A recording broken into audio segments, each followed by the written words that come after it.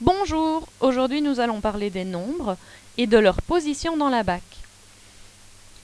Souvenons-nous, un nombre est formé de chiffres et ce nombre sert à compter la quantité d'unités d'un ensemble ou à mesurer des grandeurs. Lorsqu'on compte toutes les unités entières, on obtient un nombre entier. Les nombres entiers sont composés uniquement d'unités entières. Mais si on considère qu'on a en plus de cette quantité d'unités, qu'on a une petite partie qui est plus petite qu'une unité, on appelle ça des nombres décimaux, qui eux sont constitués d'une partie décimale qui est plus petite que l'unité. Ces nombres peuvent être placés dans un abac. Un abac, c'est une sorte de tableau qui contient des colonnes, et chaque colonne indique une partie du nombre. Nous avons les unités qui se trouvent ici. Si nous prenons 10 unités, l'équivalent de 10 unités, nous pouvons former ce qu'on appelle une dizaine. Et ainsi de suite, si l'on prend l'équivalent de 10 dizaines, on peut former une centaine. Alors, une unité, je l'indique avec le chiffre 1 dans mon abac. Si je veux prendre plus qu'une unité, je peux en prendre 2, je peux en prendre 3, je peux en prendre 4, 5, 6, 7, 8 ou 9. Mais si j'arrive à 9 unités et que je veux en prendre encore une supplémentaire, je peux former ce que je disais, appeler une dizaine. Donc si je forme une dizaine, cela veut dire que j'indique le 1 dans la colonne des dizaines, et alors je n'ai plus d'unités en plus. Donc j'ai 0 unité. Le nombre 10 indique que j'ai une dizaine et 0 unité. Je peux rajouter une unité supplémentaire, j'aurai alors une dizaine et une unité. Si j'en rajoute encore une, j'aurai une dizaine et 2 unités, et ainsi de suite. Toute cette partie ici s'appelle la partie entière d'un nombre, parce qu'elle est constituée d'unités entières. Si je veux prendre une partie plus petite que l'unité, je dois prendre alors de ce côté-ci de mon abac, je dois indiquer que j'ai une partie plus petite que l'unité, et nous avons vu avant que ça s'appelait la partie décimale. Donc tout ce qui se trouve après les unités va être séparé des unités par une virgule, et ça s'appellera la partie décimale. Ce sera plus petit que l'unité. Si je veux multiplier un nombre par 10, je veux le prendre 10 fois. Je voudrais que ce nombre-ci, par exemple, soit 10 fois plus grand. Je veux alors prendre 10 fois 2 unités. J'en obtiendrai 20. J'aurai même 2 paquets de 10 unités, 2 dizaines. Donc mon 2 se trouvera alors dans la colonne des dizaines. Le 1 qui représentait une dizaine. Si je le prends 10 fois plus grand, j'aurai plus une dizaine, mais une centaine. Donc pour multiplier un nombre par 10 dans la BAC, il suffit simplement de le décaler d'une colonne vers la gauche. Donc le 2 qui se trouvait dans les unités se retrouve alors dans les dizaines, et le 1 des dizaines se retrouve dans les centaines. Je n'aurai donc plus d'unités du tout, et j'indiquerai alors un 0. Pour multiplier un nombre par 100, c'est le même principe, sauf que 2 unités, si je le prends 100 fois, j'obtiendrai 2 centaines, et donc je ne décale pas mon nombre d'une colonne, mais de 2 colonnes vers la gauche. De même, si j'ai envie de diviser mon nombre par 10, je dois décaler mon nombre, il devient alors 10 fois plus petit, et ce qui est 10 fois plus petit que l'unité, c'est un dixième. Et donc, mes 2 unités, si je les prends 10 fois plus petites, ça deviendra alors 2 dixièmes. Et donc, j'aurai décalé mon nombre d'une colonne vers la droite. Pour diviser un nombre par 100, c'est le même principe, sauf que je le prends 100 fois plus petit, et donc je dois le décaler de 2 colonnes vers la droite.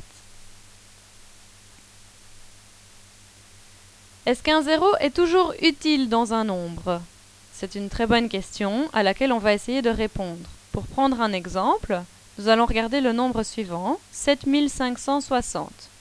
Alors pour le placer dans la BAC, je regarde que j'ai bien les unités, je n'observe pas de virgule, donc je vais placer mes unités dans la colonne des unités.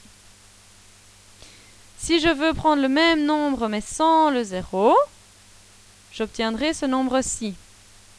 Même chose pour le placer dans la BAC, je regarde le dernier chiffre et je le place dans la colonne des unités. Ici, lorsque je compare les deux nombres, je m'aperçois que je n'ai absolument pas la même quantité. Je n'ai pas le même nombre d'unités, pas le même nombre de dizaines, de centaines et d'unités de mille. Ce sont deux nombres qui ne sont pas les mêmes. Je ne peux donc pas supprimer le 0 sans changer la valeur du nombre. Pour prendre un autre exemple, 0,7489, si je veux supprimer le 0, j'aurai alors le nombre suivant, 7489. Donc, pour placer le premier nombre dans mon ABAC, j'observe que j'ai bien une virgule, donc je suis attentive à bien placer ma virgule au bon endroit dans la BAC. Et le nombre sans le 0 ne contient plus de virgule. Donc, nous devons regarder les unités et placer le chiffre des unités dans la BAC. Ici aussi, je me rends compte que je n'ai absolument pas la même quantité. Les deux nombres n'indiquent pas du tout la même quantité. L'un est beaucoup plus grand que l'unité, alors que l'autre est plus petit que l'unité. Je n'ai même pas une unité entière. Donc, si j'ai un 0 devant une partie décimale, je ne peux pas le supprimer sans changer la valeur du nombre. Pour prendre un exemple suivant, 74,890, si je veux supprimer le 0, j'obtiendrai alors le nombre suivant. Je place à nouveau les deux nombres dans la BAC pour les comparer. Je remarque que j'ai une virgule des deux côtés, et donc je place ma virgule au bon endroit. Et pour ces nombres-ci, j'observe que j'ai le même nombre de dizaines, le même nombre d'unités, le même nombre de dixièmes et le même nombre de centièmes. Le 0 m'indique que je n'ai pas de millième et la colonne des millièmes est vide pour le nombre d'en dessous. Cela veut donc dire que les deux nombres sont les mêmes, ils indiquent la même quantité. Donc, je peux supprimer le 0 lorsqu'il se trouve à la fin de la partie décimale. Enfin, pour prendre un dernier exemple, si je veux supprimer le 0 qui se trouve ici, c'est-à-dire devant la partie entière, je peux regarder pour placer mes deux nombres dans la BAC. Je regarde, j'ai bien une virgule, je place au bon endroit avec la virgule. Et je me rends compte qu'ici aussi, j'ai la même quantité pour mes deux nombres, mais simplement le premier m'indique que je n'ai pas de dizaines. Donc, lorsque le 0 se trouve à l'avant d'une partie entière, je peux également le supprimer.